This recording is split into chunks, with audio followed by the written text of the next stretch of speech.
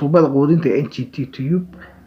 qofka marka la geliyo waxa loo baahan yahay introduce yourself inaad uga warbixisid waxa tahay shaqaale caafimaad tahay confirm the patient detail xogtiisa inay ka heshid baa laga rabaa qofka bukaanka sida deediisa iyo magaciisa explain the procedure shaqada uu qabanayso inaad u sharaxdid oo ay tahay tuubada NGT tuubada quudinta ee lagu xiro qofka soo qaadan waaya sabab qaliin ama sabab kale awgood ama daawo laga siinayo ama cuntooyin nafaqo laga siinayo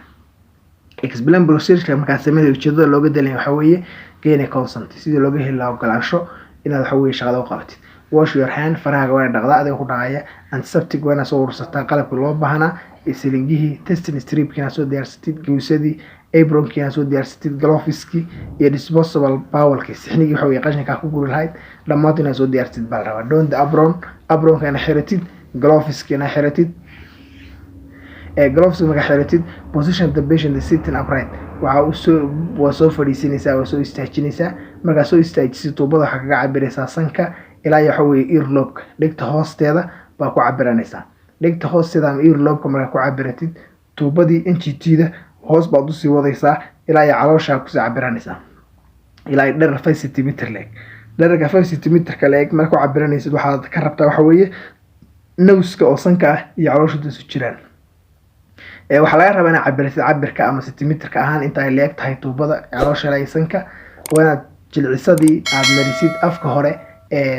NGT tube ama NGT tube tuubada quudinta ee bukaanku aadanayd haduu ilmo yar yahay lambarkiisa soo qaatid qof weyn lambarkiisa soo qaatid NGT nambarkii bukaanku aadanaa baad afka hore wax ka marinaysaa jilcisadii kadibna waxa gelinaysaa sanka bukaanka gelinaysaa adigoo hoos u sii riixaya oo hoos u gelinaya ilaa inta laga gaarayo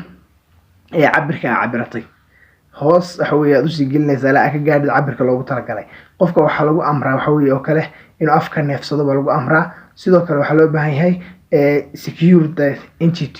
wanaad sharootadii aad ku dhijisaa si ay uga soo dhaqaaqin sanka ay soo dhaqaaqin marka aad ku adkaysid oo waxa weeye sharootadii aad ku dhijisid waxa la rabaa in la hubisid oo ilaa la eego in NGT-du shaqeynayso adigoo silingihii soo qaadaya gadaal kaga soo jiidaya hadii waxyaabo dheecaan ama xab ay ku soo qaado wax ka dhigan tahay tuubada NGT-du caloosha ku jirta hadii waxa weeye dheecaan soo qaadi weydana wali ma aysan gaarin kadibna waxa sameynaysaa tuubada NGT-da close waad xiraysaa adigoo afkeeda ku xiraya kadibna farahaaga baad nadiifinaysaa bukaankana waxaad u sheegaysaa shaqada u dhameysay. Assalaamu calaykum waraxmatullaahi wabarakaatuh.